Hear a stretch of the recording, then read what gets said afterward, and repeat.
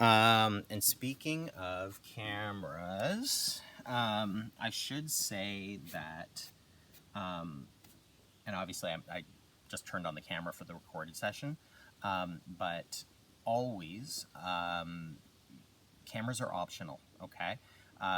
Particularly because it's funny how things can change over a very, like what felt normal or felt abnormal, like weird at the start of all of this social distancing stuff. I'm wearing sunglasses today because I'm outside, but I was just thinking about this the other day, that when all of the zooming started happening and we were having to be on, like with our faces on the screen, that I found it really invasive, I guess. I didn't dig going to, it was mostly like for school, like for work meetings and so on.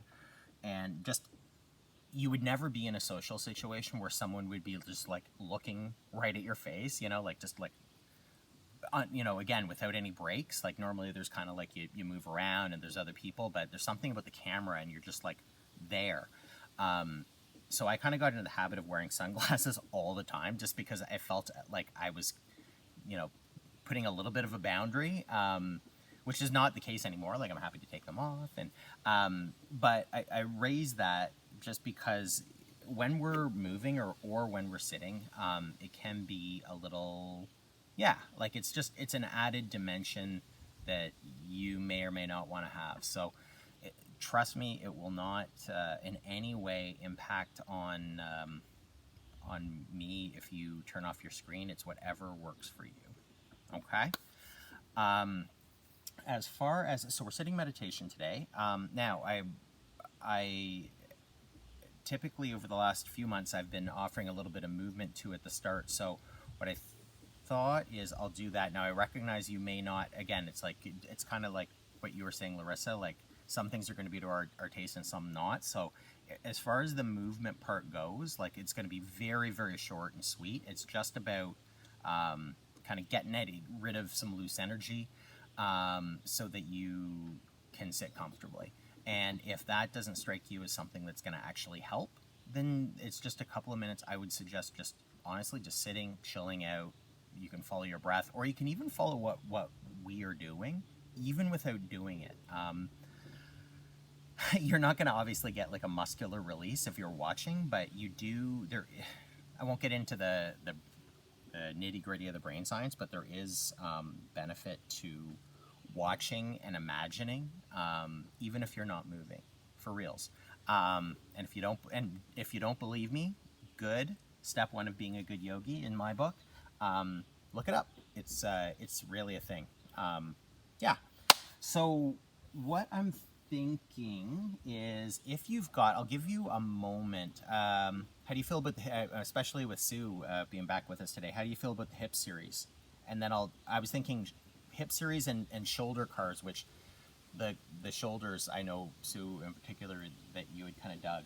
So if you've got a yoga strap, he says unfurling his yoga strap, that would be swell. If you don't and you've got like a towel, okay, like this, will do equally well.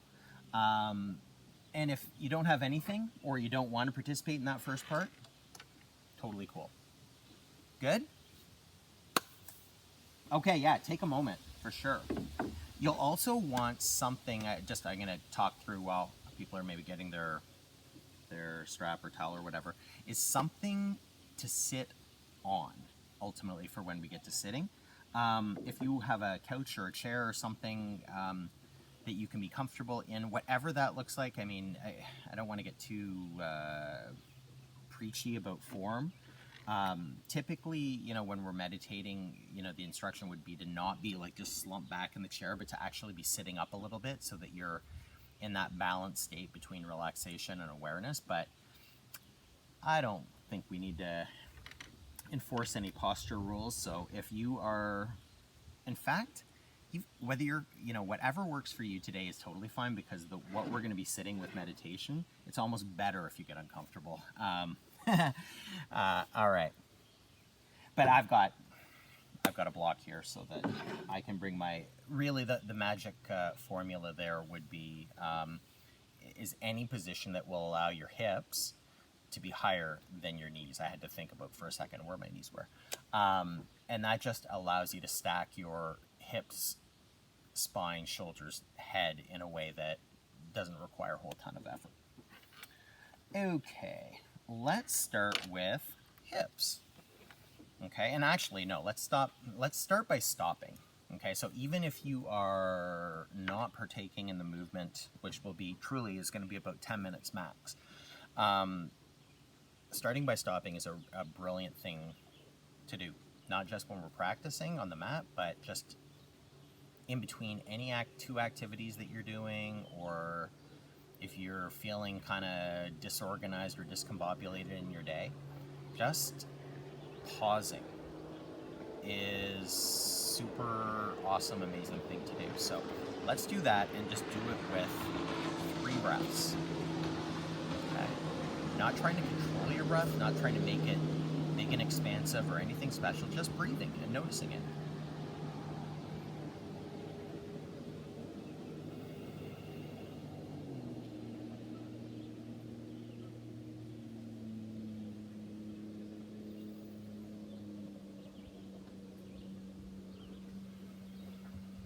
Actually just arriving in your own body, letting go of whatever came earlier in today,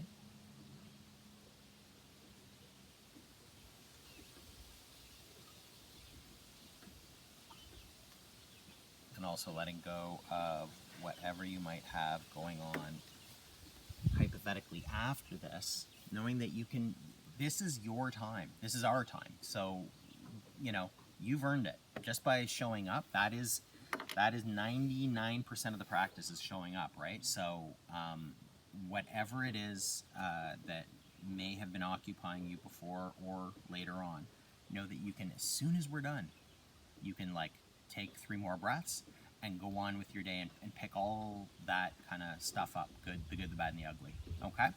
All right, let's get into our hips. So we're going to start with, if you've got, a strap, and I'm going to show it on the first leg with the strap, and I'll show it in the second leg with the towel. The only real difference is that with the towel, you're not going to be as, sort of precise. It's just kind of like a loop it over, and you're there. And you notice I did this with my arms. If you saw this, or if you didn't, what I did is I actually kind of mimicked pulling my arms toward myself. Let's resist that temptation. Okay, you notice, and the fact that I did it that way shows how natural it feels once we've got these kind of reins in our hands to kind of and want to pull in. And instead, think about pushing your foot into the towel or the strap. Okay, I'm actually going to take my 2 straps and cross them over one another, and then wrap my hands. Okay, and then if you're going to lie back, allow your leg to come up. And it is not a race to see how high in the air your leg can get. Okay? I'm going to ask you as we breathe here, we're going to stay here for about 5 breaths. So if it feels like you're here and this is too much, like it's feeling too intense, maybe something behind the knee or something like that, come back a little lower. Okay? It's not, like I say, it's not a race. It's all about asking our bodies for permission to relax. If we get into a tug of war, your physical body will win. So just chilling out here. Pressing your big toe base up to the sky. So that's like the space underneath your big toe. Toes are maybe pointing up to the ceiling, maybe pointing back to the wall behind your head. Totally okay to bring a little micro bend into your knee and bring your attention to your low back specifically. If it feels like the vertebra of your low spine are pressing actively into the mat, then just gently bring your belly button up a little bit toward the ceiling. And that little bit of space there, that normal curve of our spine that we want, that's just to protect the back. We don't need to be, really what we're doing if we're pressing our low back in is we're just moving the stretch out of the back of our leg and out of our hip and into our back. And that's not what we're about. Okay. take both ends of the strap. If you were on your right leg, I did notice that I didn't cue a leg, but I've got my right leg up. So if you've got the left leg up, don't switch it. You're awesome. Just reverse what if I say left, then you go right. Okay, so right leg up, both straps into the left hand. Ground your right hip down, so like the back of your right hip really touching down into the ground. You might want to even bring a little tension into your left glute, your bum, just so that you're not kind of falling off like that. Okay, and then bring your leg over so that your foot is roughly even with your opposite hip point. So that's like the front of your hip. And really press through the big toe especially. And what we're aiming for here, okay, although you may feel many things or nothing, is a stretch through the outer line of the right hip and the outer leg. I'm just breathing there. Now I've got a barrier here, so I'm not going to be able to actually open up the other way, so I'm going to have to spin my body, which is actually okay. So just adjust to the circumstances you find yourself in. Take the strap into your opposite hand now, so right leg up, right hand has both straps, and then open the leg out to the side. And it's not about pancaking your leg down to the ground, okay? If you notice your left hip rising, which I just noticed mine, you can even take your left hand and just press the hip down, or use muscular action, grounding with your left hand on the ground and letting the shoulder drop in and everything, so that, in other words, you've kind of magnetized and you've got that whole hip down. And then rather than worrying about the right leg getting down to the ground, think about the toes coming higher up towards your head. You can scratch your ear with your own toes, right? Or something like that. I'm joking, it's not. Again, we don't need any, this isn't goal oriented, we just want to feel it. And you could even do this, even if you weren't on a mat, you could do this sitting, right? You could take your leg out in front and take it to the side. All right, let's switch legs. I said I was gonna do this with the towel, or towel. There it is. All right. So just kind of wrapping the foot, and we're up.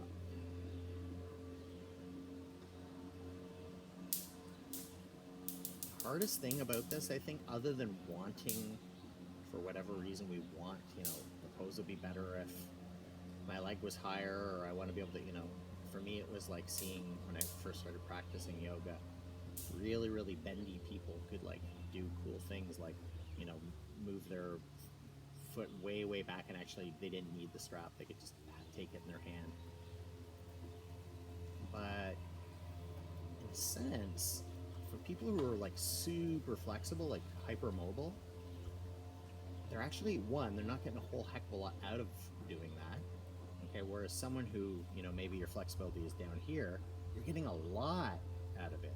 Like there's a lot more kind of, not room for improvement, but room for action and release. Okay, take both straps into, it's left leg up, so right hand, I'm not going to be able to wrap it this time, ground with your left hand, ground, and you can even take your left hand to the front of your left hip so that it doesn't rise up, and just bring the left leg across so that it's in front of the right hip. And this is where you could even come all the way down. Your hip's going to come up and turn it into a spinal twist.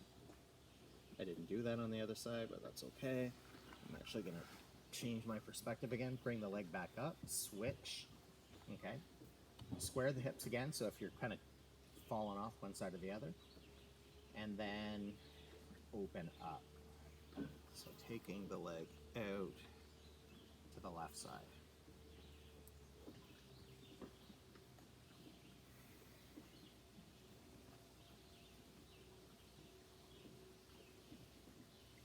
So, good question. In terms of any, and we'll just release and come out of that, it can be anything where we're opening up the posterior line, the back line of our leg, can have a nice effect for your low back, for sure. Like you know, like the elbow is connected to the knee bone and all of that stuff. There are big connections between your lumbar, your low back area, and your hip and your hamstrings and so on. So the short answer, I would say, is it depends, but in general, yes. Reason I'm being cagey about that is every body is different and every situation is different, but well, let's actually open up the other side, and this was just the other hip stretch I was going to suggest. And here's where, Larissa, I could say, like for you or for anyone, is that ultimately, as with meditation, you know, it's a live running experiment, and the best way to find out is by trying. So notice how that feels, what we've just done, which has really been about the back of the hip, right? And then we're going to actually come up, and again, don't need a mat or anything like that necessarily, but just come into a low lunge, which is about opening. Well, we're getting a little bit of engagement through, like in terms of flexing the left hip in this case, but really it's about opening the front of the right hip. So you could, again, there's where it's an opportunity for you to actually just say like, how does this feel versus how does that feel? Okay, and notice here the tendency with the I'll take my hands away is to kind of dump out, like try to avoid the stretch.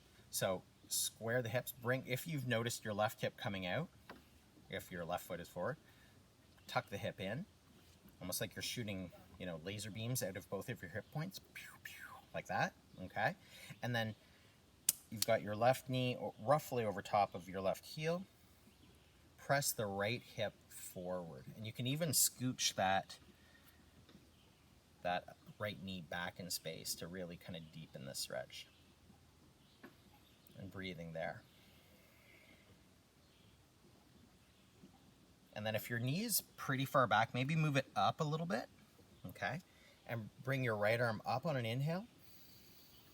Exhale, tuck the elbow across the knee. You bring your hands there, and then just a little turn. Okay, and then release out of that. Both hands come down. Take your one leg back, take the other leg forward. Come on up. And again, here, I'm not working with blocks, but you know, if you need support, it feels like you're tippy. And by the way, this is not, there's no demerits for that. Like I've lost track of how many times I've been in a yoga class and we go into a really what would be considered an elementary pose, like a low lunge, and I go whoop, and like I've been teaching classes and I lose my balance. It's totally cool, totally okay. Okay, just breathing, opening up the front of the left hip, feeling that right front hip squeeze in. And then inhale, left leg, your upper leg, we'll call it the arm. Left arm comes up. Exhale, come across your body. Maybe tucking across. And maybe it gets there and maybe it doesn't.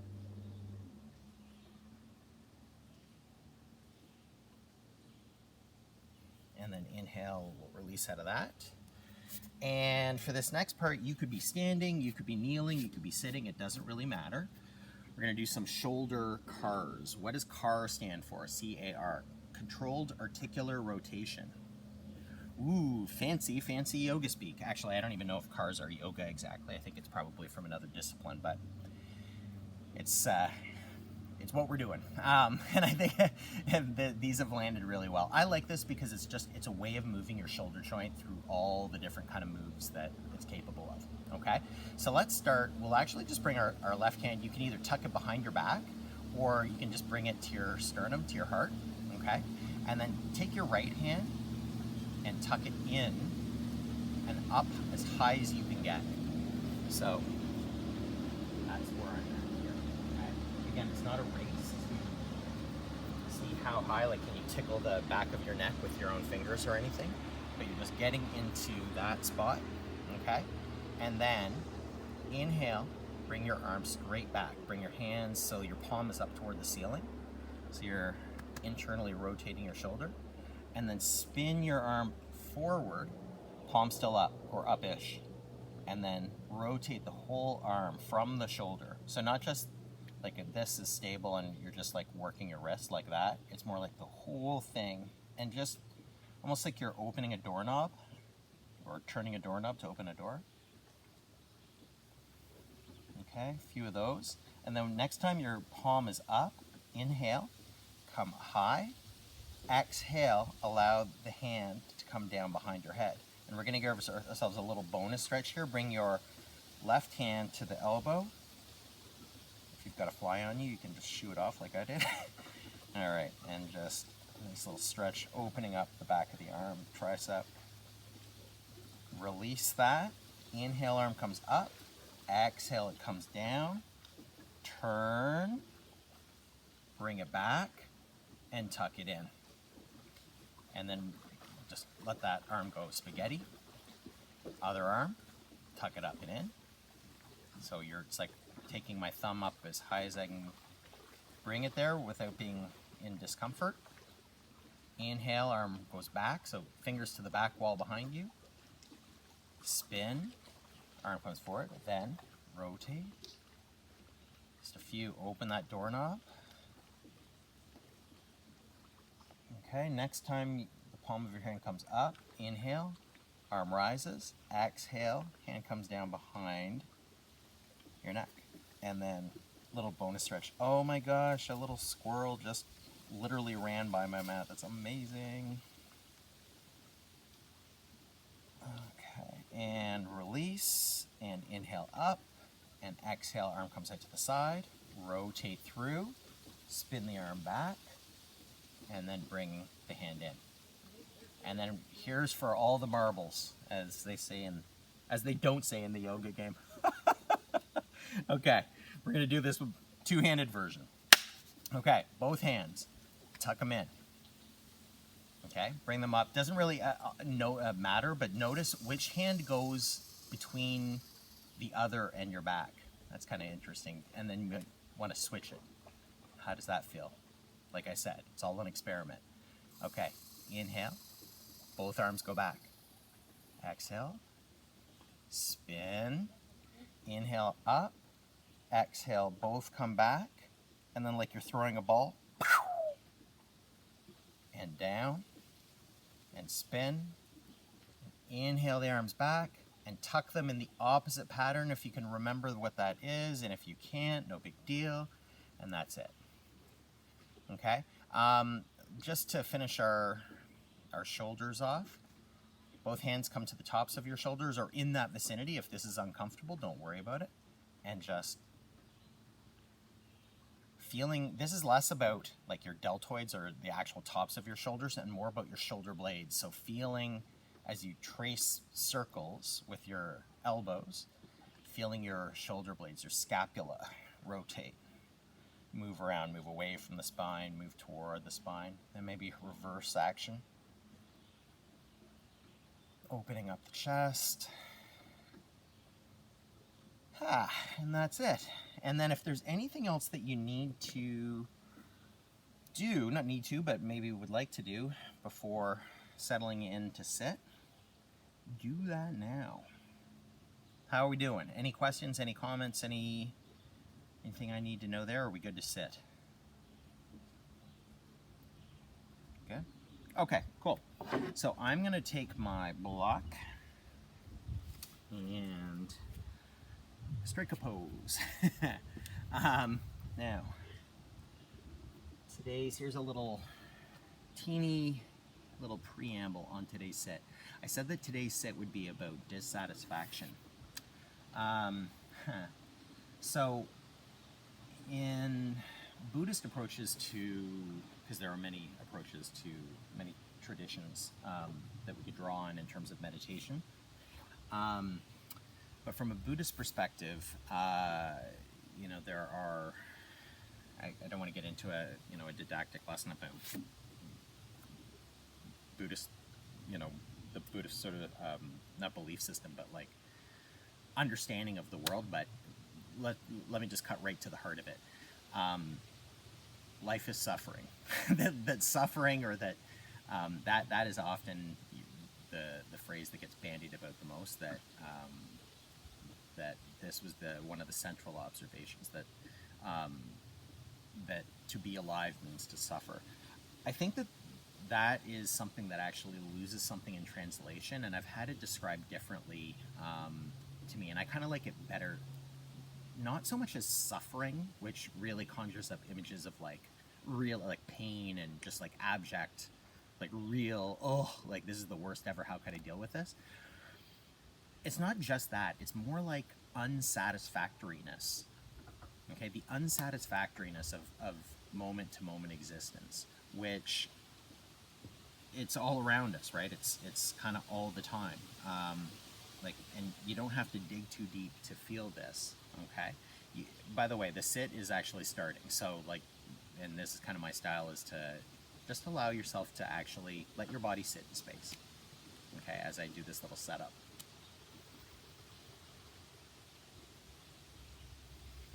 So if you, unless you were to be sitting for the next 15, 20 minutes with absolutely no desire to change your body position, if that were the case, then it's truly satisfactory, right? There's no unsatisfactoriness. But if you're feeling discomfort, or an itch, or you get distracted by a wayward thought, or whatever it is, in my case, I can feel kind of like bugs lighting on me and so on, and want to kind of like shoo them away. That's the unsatisfactoriness, right? It doesn't have to be as foreboding as capital S suffering, but we tend to want to invite, pleasant things into our lives, and then not to give them up. Like we become married to the idea of like, oh, this is so great, and I never want to let it go. Or, oh, that is awful, whatever that is, that thought, that feeling, and I can't stand one more second of this. Well, what I'm going to actually invite you to do here, just shift my position, is not to necessarily pull in the pleasant and push away the unpleasant. Rather, just notice what's going on altogether. So that's going to be our focus. Okay, now you may want to pick an anchor, and if you're new to meditation, totally cool. All I mean by that is, it could be your breath, it could be the feeling of your breath, it could be a sensation in like, your pinky finger, or something like a non-problematic area of your body, like something that doesn't feel like it's, you can just be with it. For me, and I think those of you that practice with me for a bit, this, I like just closing my eyes and feeling the outline of my body as kind of a fuzzy cloud of sensations. Like without the visual cues to say, this is where my body starts and ends. It's just like feeling body and breath and the environment contacting you and you interacting with it. But whatever works for you. Okay? If you get lost, if you get distracted, or you just need to kind of ground and come back to something more solid, find that anchor. So if you haven't decided what that is, do that now. Let's do that first. Kind of like putting on your seatbelt before going for a ride.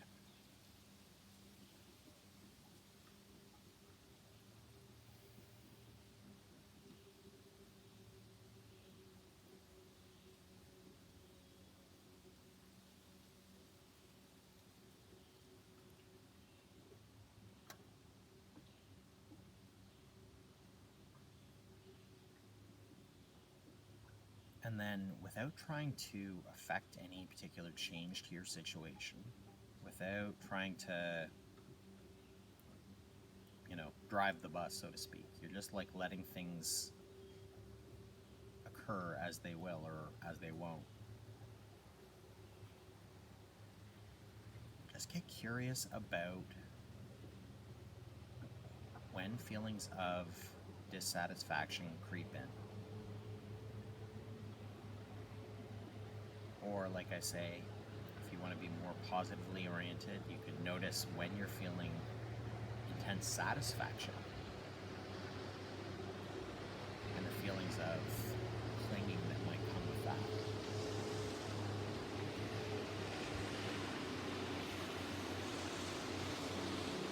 For the first few minutes, you don't have to jump into the deep end of the pool.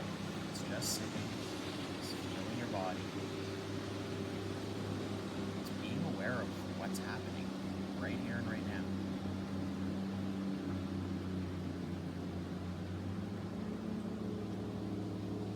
You're not directing the flow of events, the flow of phenomena, you're just watching.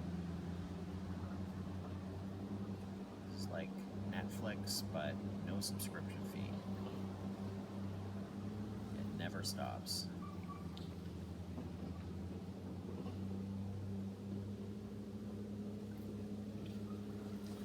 So these first few minutes, maybe even just, like I say, pumping the brakes, not being so worried about satisfaction or dissatisfaction, just noticing what's happening, period.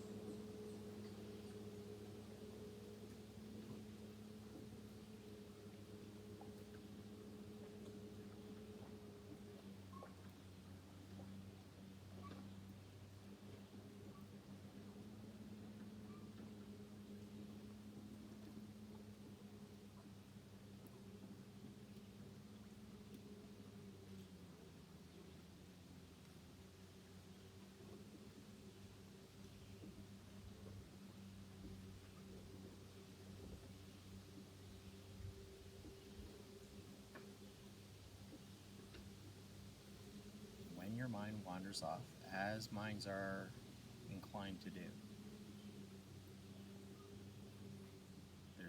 it's not a failure, it's not a, it doesn't need to be dissatisfaction or suffering, it's part of the gig, right?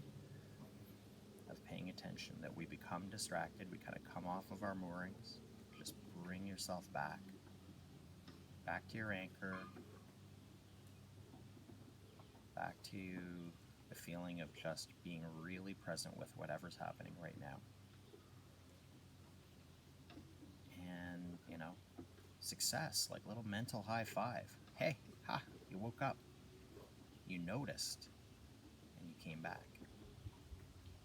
If you do that 100 times, you are the big winner. Because you're not drifting, you're engaged in your own experience.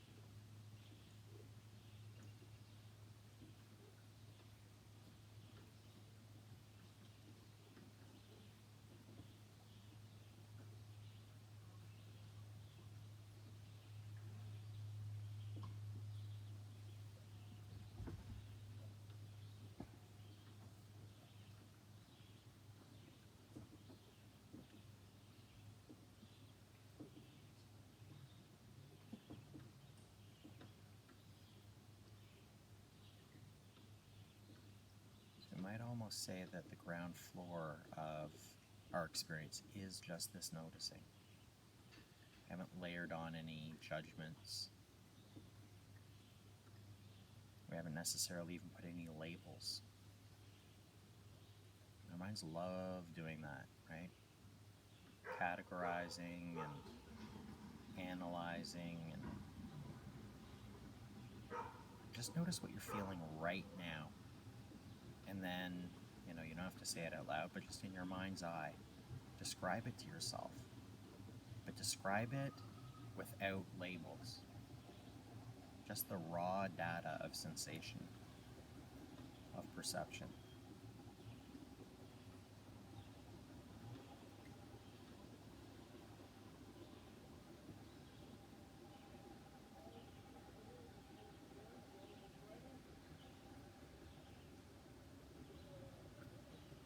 And this can also be a nice place to insert notes. I don't mean like a post-it note on your meditation practice, but like an actual, with your inner voice, your indoor voice, but like, again, you're not saying it out loud. I mean, if you were on your own, or if you have your microphone muted, you could totally do it out loud. But just every, 3 seconds, 5 seconds, just noticing what's happening. I'll show you. So what I'm noticing over the next half minute. Sound, rumbling,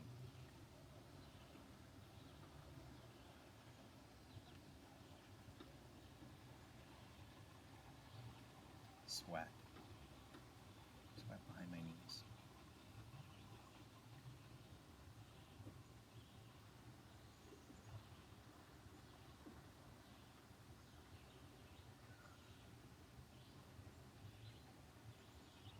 On my feeling of tickling on my left elbow.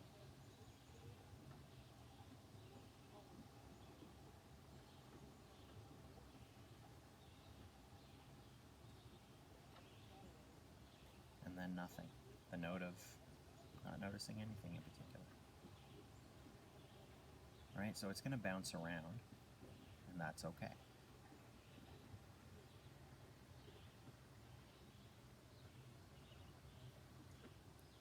The brilliant thing about being a human being is, and this form of meditation is, you can do this in the course of your everyday life, like you're walking around, you're talking to people, and just noticing when you want certain things to continue,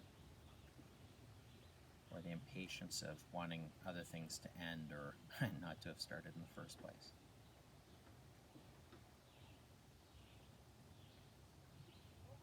In this sense, you really are your own best teacher. Like, I'm just kind of offering crib notes, because I don't have to cue you to become dissatisfied. I shouldn't think. To want things to stay the same, or to want them to change. So that's the trick. Can you just notice the wanting or the non-wanting?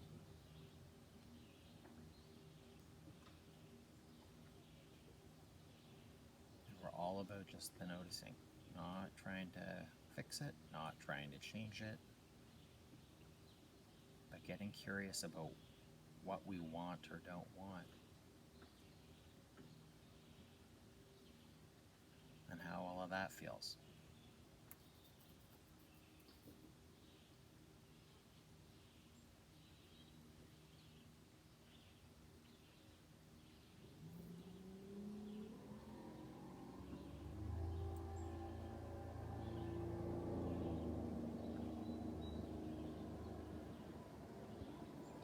Sound in my environment. Sounds are really good, I find, for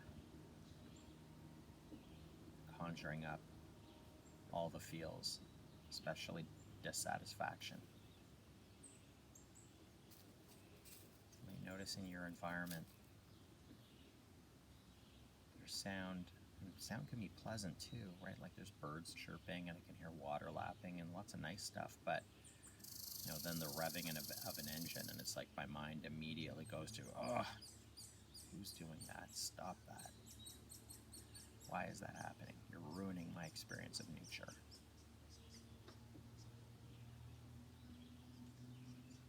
But that's the overlay, right? That's the dissatisfaction. So you just go, why isn't that just more noise? Or why is that particularly vexing?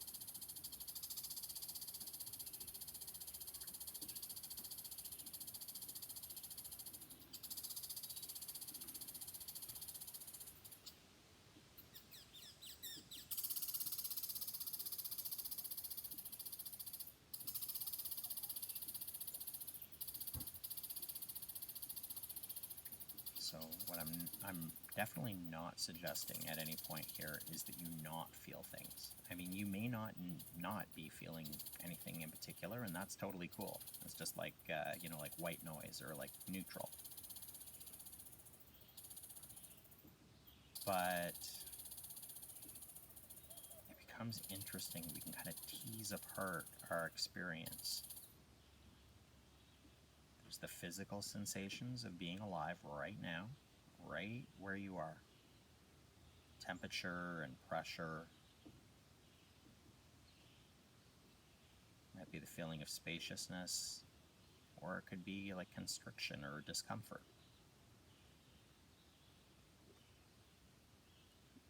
But all of it ultimately is just, it's the feels, right? It's just your body in space.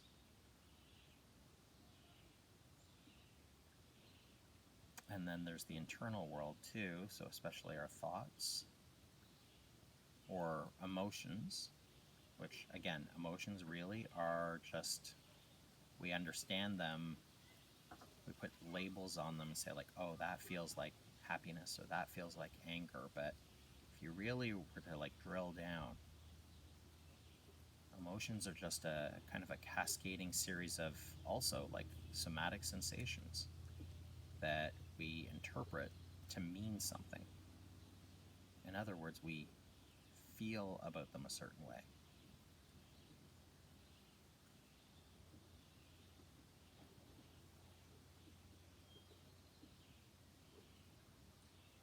And whether it's physical sensations or mental data or emotions and how, or any of this stuff, how we're feeling about it individually or as a whole.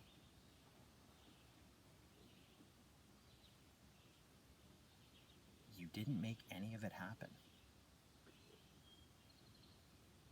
You didn't necessarily ask for it. And even if you wanted it to, one particular aspect of your experience to go on forever, it won't. It's bound to stop, probably pretty soon.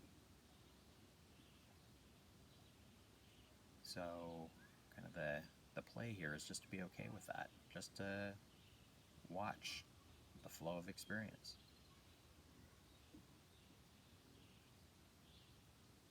And in the same way, not to get too stressed out about the tougher stuff. Say, oh, right. This is just stuff that is being noticed. It's not me. I'm not necessarily in control of that. It's just happening. So no stress. Just chill out with it. Isn't that interesting? That's the note. I'm feeling pain in my knee. Isn't that interesting? I have a recurrent thought about a conversation I had earlier in the day that I wish had gone differently. Isn't that interesting?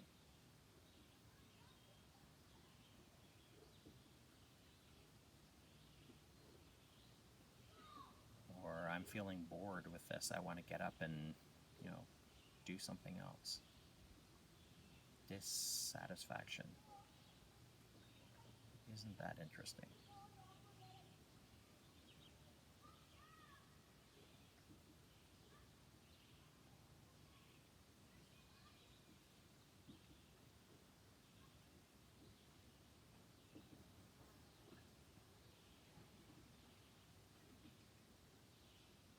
Now notice, I also didn't say anything about staying still as a statue, so if you're feeling pain, adjust. You can note the dissatisfaction without letting it bloom into suffering.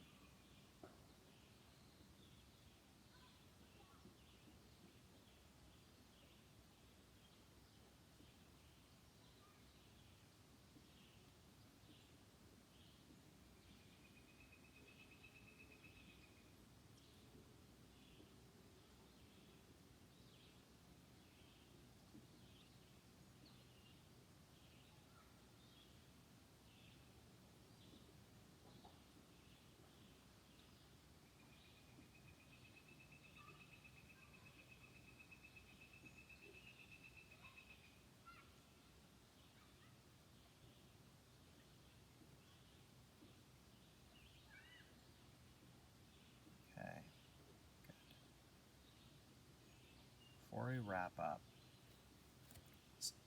let go of that practice. And this is kind of like what I'm going to suggest next is like a counter stretch. Meaning if you were to stretch, one limb in one direction and then move it in the other.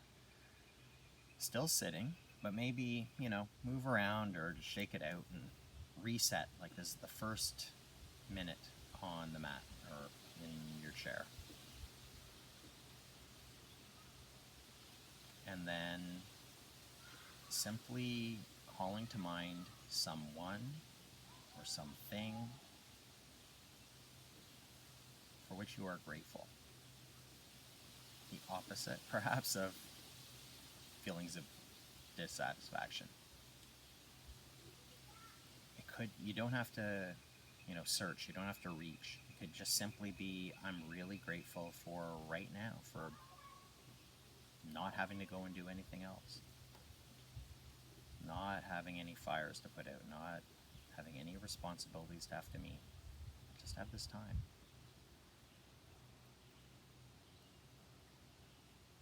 And here you are alive. It can sound kind of hokey to say that, but wow, how great is that?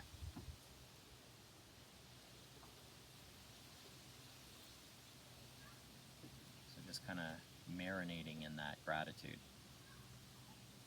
And again, if it's your body is or your mind, everything's kind of tilting towards feelings of angst or dissatisfaction or suffering, that's okay too.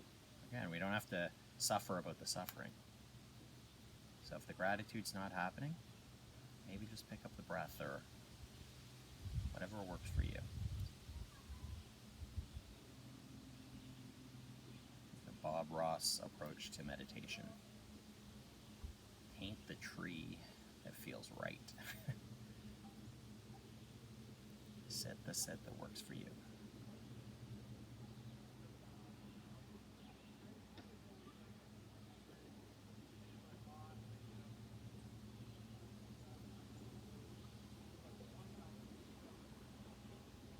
And then when you're ready, slowly bring little movements back into your body.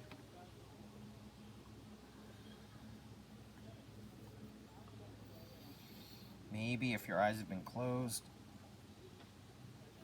just let them open, but keep them downcast and not too big, sort of unfocused. Okay.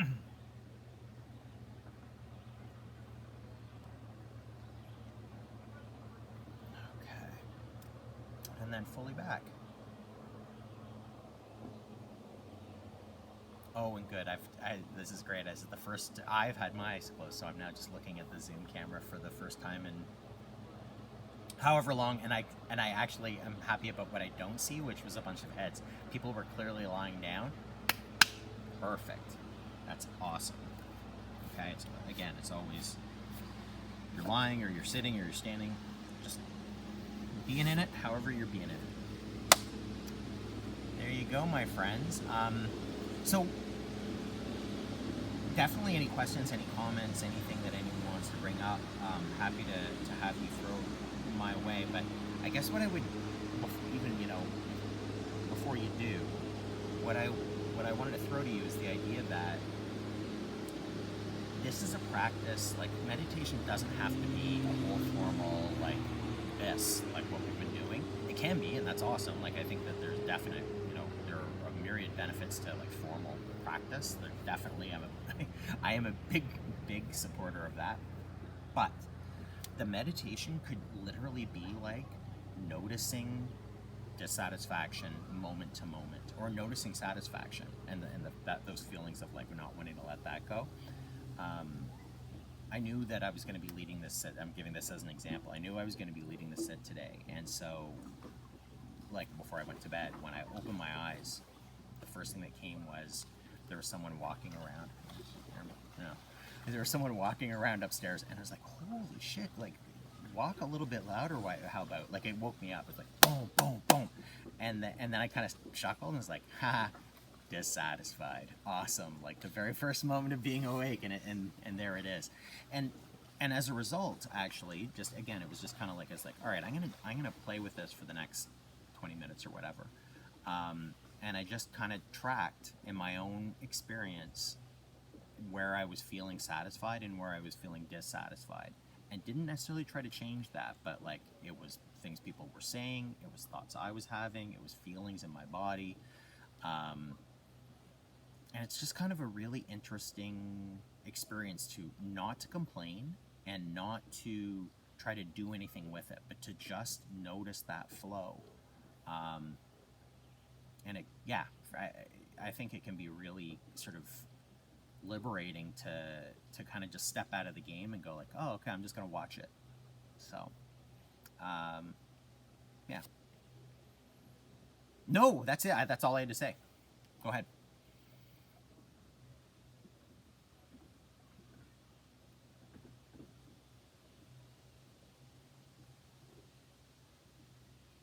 Mm-hmm. Mm-hmm.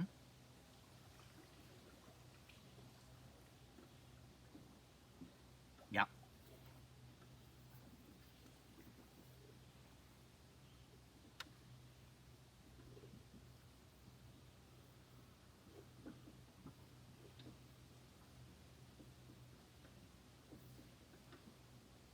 Mm-hmm.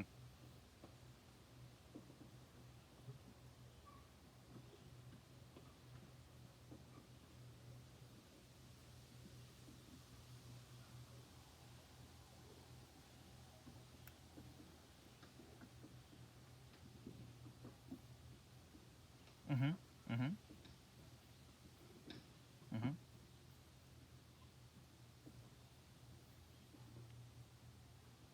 Okay.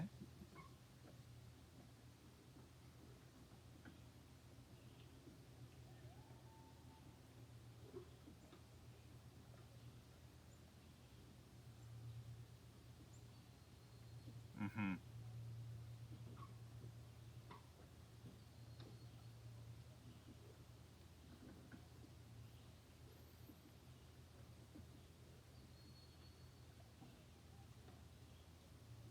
Of course. That's awesome.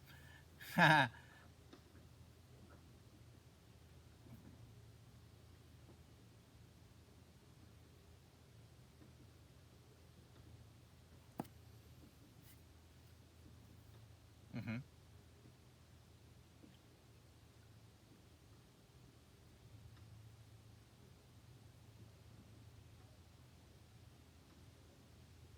Huh. Yeah.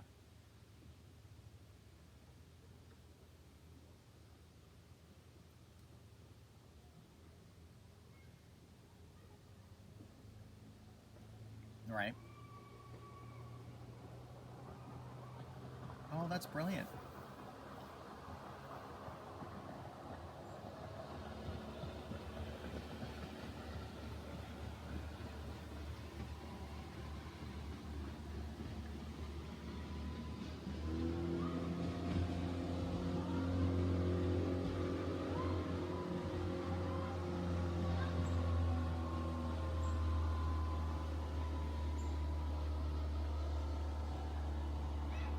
Oh, good. Yeah. Yeah.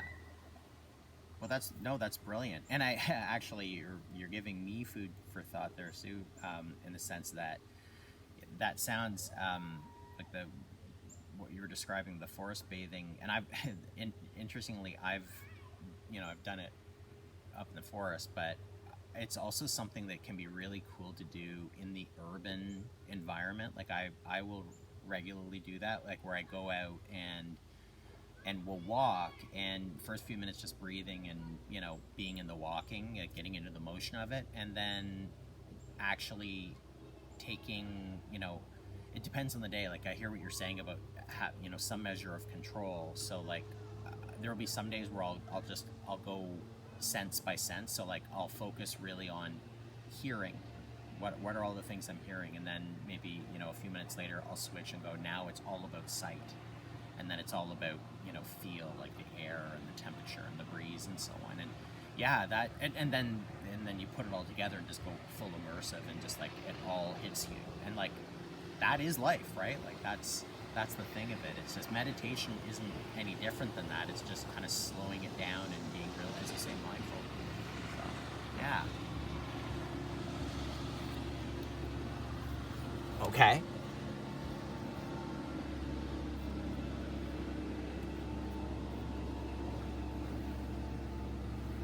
Yeah.